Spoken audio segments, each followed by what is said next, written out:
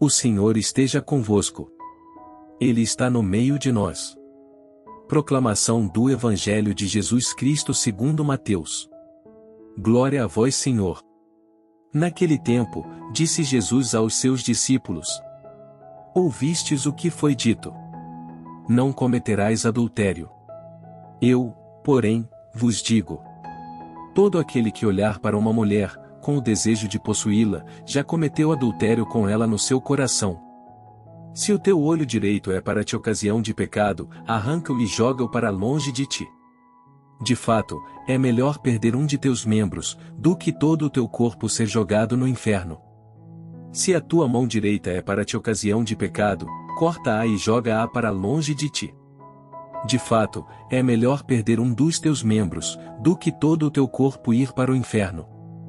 Foi dito também: quem se divorciar de sua mulher, dê-lhe uma certidão de divórcio.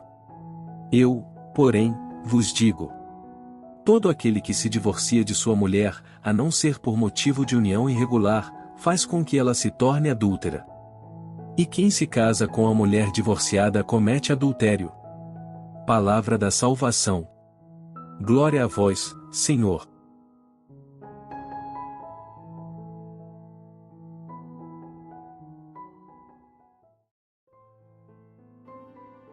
Meus queridos irmãos e irmãs, com grande alegria, o Evangelho de hoje é a continuação do Sermão da Montanha, onde Jesus nos ensina a respeito da pureza, da castidade e da família.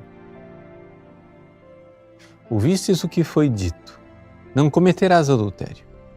Eu, porém, vos digo, todo aquele que olhar para uma mulher com o desejo de possuí-la já cometeu adultério com ela no seu coração. Ao pronunciar essa palavra, Jesus mostrou que a maior parte dos pecados contra o sexto mandamento, ou seja, os pecados em que a pessoa faz alguma coisa contra a castidade, traindo a sua esposa ou fazendo sexo antes do casamento ou se masturbando, etc. Esses pecados concretos, externos, contra a castidade, começam em pecados internos, secretos do nosso coração, contra a castidade, contra a pureza. Então Jesus está mostrando a íntima ligação entre o sexto e o nono mandamento. Sexto mandamento, não pecar contra a castidade. Nono mandamento, não desejar a mulher do próximo. Ao fazer isso, Jesus, além de estar nos mostrando uma verdade espiritual extraordinária, está também nos libertando. Por quê? Porque está nos dando o caminho para obtermos a verdadeira castidade. Como padre no confessionário, eu já encontrei, você pode imaginar, muitíssimas pessoas que se debatem com essas dificuldades com relação à castidade. Pessoas que não conseguem abandonar o vício da masturbação, o vício do adultério, o vício do sexo antes do casamento e outras coisas mais. E as pessoas dizem: padre, eu não consigo.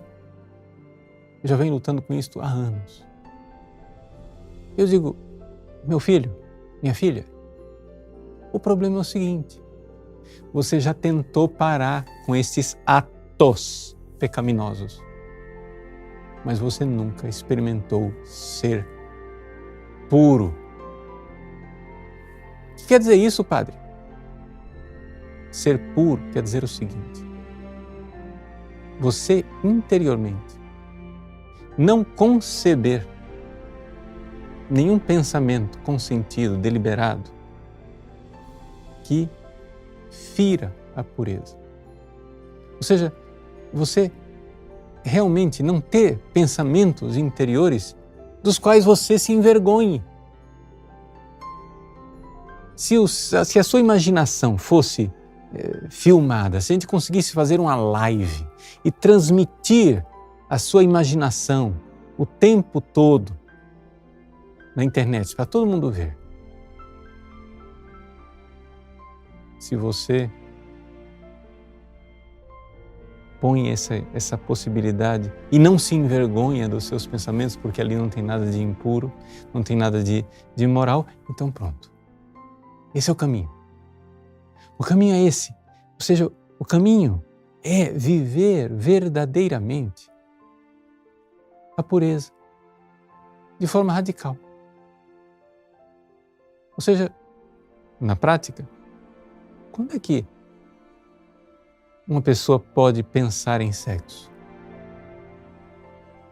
Poderíamos quase que dizer assim, nunca. Por quê? Porque sexo não foi uma coisa que Deus nos deu para pensar.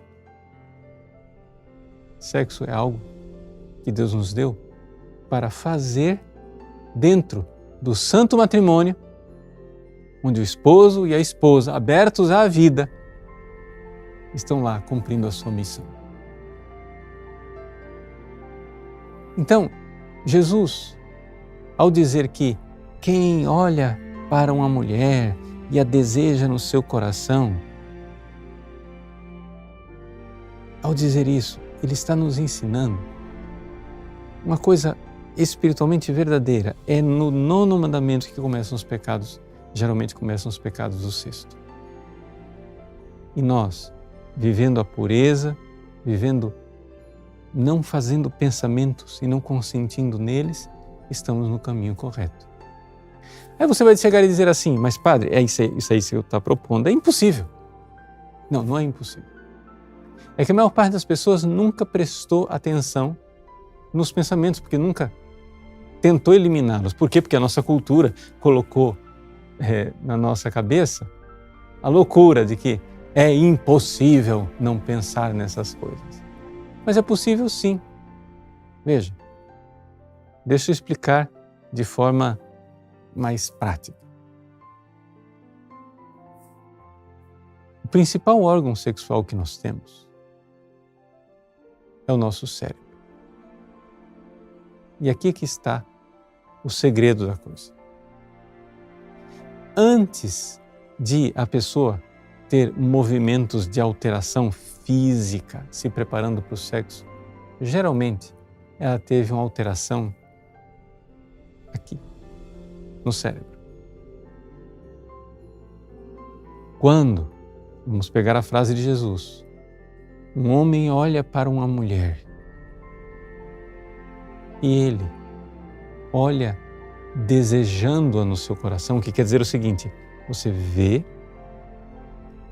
a mulher e não somente diz, nossa, ela é bonita, de uma forma geral. Não, você vê e você começa a pensar naquela mulher como objeto de prazer sexual. E uma vez que você se dá conta de que você está pensando naquela mulher como objeto de desejo sexual, você consente. Você diz, eu quero pensar, é isso mesmo. Que coisa boa. Você, ao fazer isso, você está alterando o seu cérebro. Você está fazendo com que o seu cérebro se prepare para o ato sexual. Depois que você fez, imprudentemente, malucamente, isso daí, meu irmãozinho, para você segurar a onda e não querer continuar o processo e chegar até o ato sexual, a consumação, de fato, vai ser uma tortura. Vai ser uma guerra difícil. Por quê? Porque você já iniciou. Ou seja, o início do pecado contra o 6º já é concebido no pecado contra o 9º. Vamos usar uma linguagem mais física, biológica para você entender. Quando as coisas começam a ser alteradas da cintura para baixo, é porque, na maior parte dos casos, já foi alterada do pescoço para cima. É no cérebro que tudo começa. Então, se você andou cometendo pecados, seja contra o 6º, seja contra o 9º mandamento, saiba, é sempre matéria grave. Você precisa se confessar a respeito disso. Procure um confessor. E saiba, para se manter nesse firme propósito de não pecar mais contra o sexto e contra o nono, você precisa fazer de tudo para evitar a primeira alteração cerebral. Ou seja, a primeira alteração naquele que é o principal e o mais importante dos órgãos dentro desse processo, que é o cérebro. Jesus, quando diz que o homem que olha para a mulher no seu coração já cometeu adultério, ele não está nos esmagando com uma lei mais difícil de cumprir. O Antigo Testamento dizia: não cometer adultério, mas eu vou esmagar vocês com exigência maior. Nem sequer pense no adultério. Não, Jesus não está nos esmagando. Ele é bom, ele é libertador, é bondoso. Ele está nos libertando, dizendo: se nós não queremos cometer o adultério, e não queremos, então comece a matar o mal pela raiz. Porque é destes pequenos ovos que saem as grandes serpentes. É nos pensamentos impuros que o homem concebe as maiores vilezas e pecados contra a castidade. Deus abençoe você. Em nome do Pai, e do Filho e do Espírito Santo. Amém.